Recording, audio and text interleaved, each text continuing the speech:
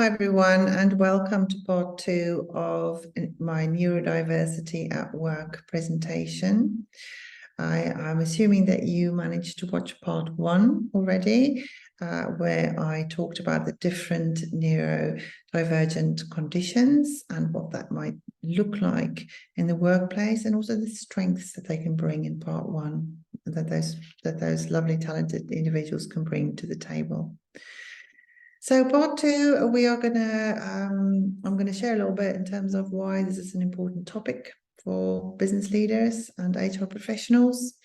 I'm going to give you some ideas in terms of what potentially can be done differently and touch on policies. So why is this an important topic? Well, we tend to assume that most people see, do, and act like us. And we don't always consider that someone may be sensing the world differently to us. So it doesn't mean that we are being on purpose and we are purposely miscommunicating, but it's actually more a question of being ignorant that this is happening. Allowing a mix of skills and talents in your organization will provide new thinking and new solutions. And stereotyping, fixed thinking results in creating barriers. And this does have a human and a societal cost because it will have an impact on the success of the individual, but also the success of the business. We need to understand the opportunity that valuing neurodiverse society offers. They bring new ideas, work productivity, well-being, and maximizing talents for everyone. There is a need for employers and the education world to allow people to have the confidence to feel they can be who they truly are and have the confidence to ask for support if they need it. So what can we do differently now? Well, think about what is your message? What have you shared with your employees? Do they know that you want them to feel that they can be themselves completely and feel safe? Do they psychologically feel safe in your organization? And do they know that they are valued? And can they just be themselves and ask for help when they need it? You can hire diverse talent. So the need to move from culture fit to culture add.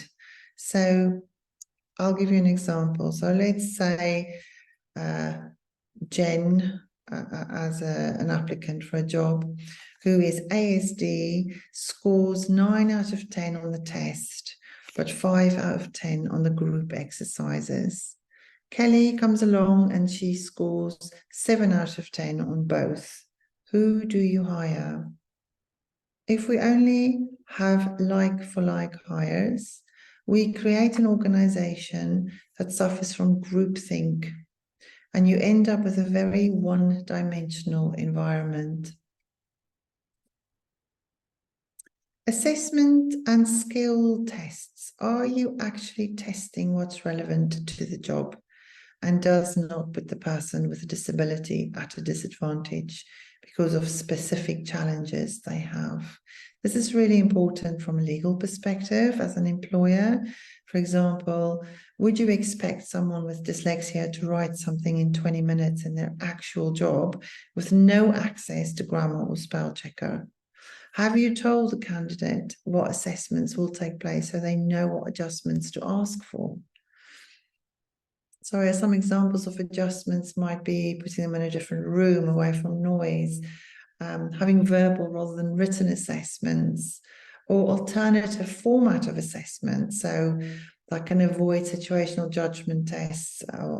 IT accessibility. Can you provide text-to-speech or speech-to-text software instead of expecting handwritten responses? And are you able to, are they able to change font or color of on-screen work? Do they need rest breaks between tasks, etc.? Is one-to-one better than groups exercises?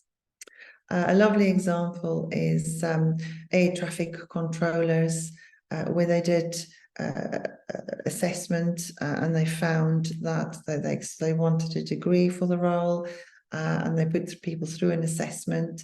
And what they discovered is like 70% of people who started in the roles, this is across Europe, left within the first few months because they couldn't deal with the pressure. So the one thing that they needed for that role was actually somebody who can handle high pressure, a high pressure environment. So gamification is a way of doing assessment, and that's what they introduced for the air traffic controller selection process. And what they have found is it's absolutely worked. So now they know that people who could handle that high pressure assessment situation in the game that they had to work through for the assessment are more likely to stay, because naturally they can deal with the stress in the moment and the pressures that role will that will happen within that role. So yes, they need to, still be able to remember detailed information and follow processes. However, you might not necessarily need a degree to be an air traffic controller. You just need to be able to, do what's actually required in the role. Check your internal dialogue. So be honest with yourself. How do you really feel when someone is asking for more time or a separate room or access to grammar or spell checker? What is really going on in your head? Are you reluctant or think it's a bit of a pain to organize? Inclusion has to be considered at the time of the design and not as an afterthought. So make sure that it is part of your strategy right from the outset, and think about what you need to do to make that a fair assessment for the individual.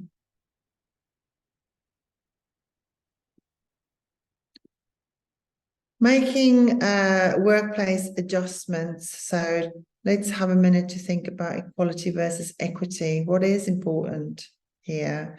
To consider what we want.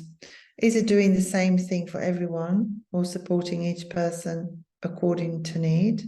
Or let's have a look how it's summed up. So equality is the belief that no one should have poorer life chances because of the way they were born, where they come from, what they believe, or whether they have a disability. And equity is about giving people what they need in order to make things fair. So very interesting to think about those two in the context of getting diverse talent into your organization. Policies. So we can get wound up in legal aspects of supporting our workforce with reasonable adjustments and our internal policies and practices. And we actually forget what's really important, which is keeping our policies simple and accessible to those that use them. HR needs to take responsibility, but they will also benefit from support from professionals, from the experts. So they're not on their own. They just need to know where to go to get expert advice.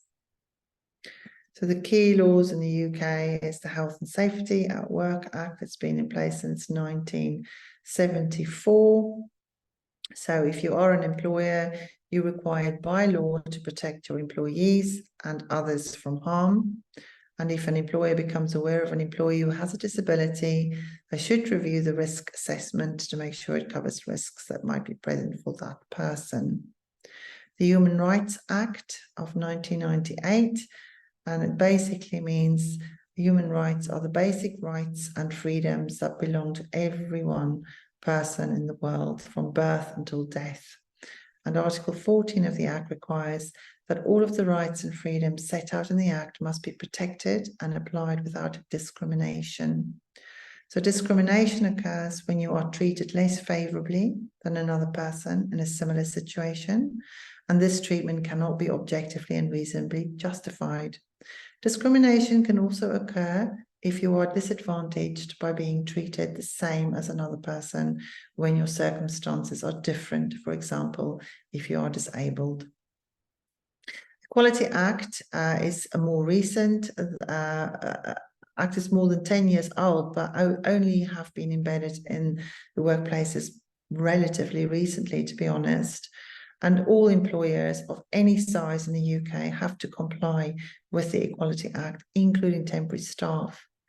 Employers are under a duty to make reasonable adjustments for disabled workers, job applicants, and potential job applicants. So the 9 protective characteristics are age, disability, gender reassignment, marriage and civil partnership, pregnancy and maternity, sex, sexual orientation, race, religion or belief. You are disabled under the Equality Act if you have a physical or mental impairment that has a substantial and long-term negative effect on your ability to do normal daily activities. So there are a number of conditions associated with cognitive diversity, including developmental conditions such as dyslexia, dyspraxia, ASD, etc. And there has been an increase of cases relating to neurodiversity, and this has highlighted the role of the employer.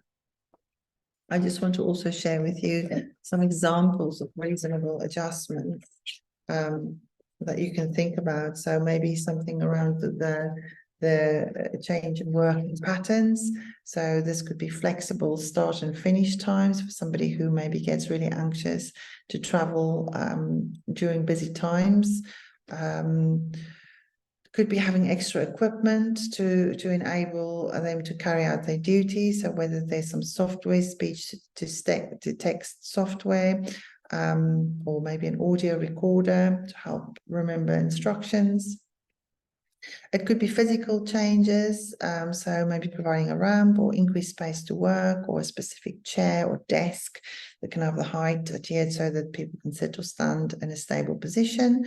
Or it could also be adapting to processes. So for example, in a assessment situation, when you go through a selection process, maybe to provide spell checker opportunities, or giving people more time to complete a task.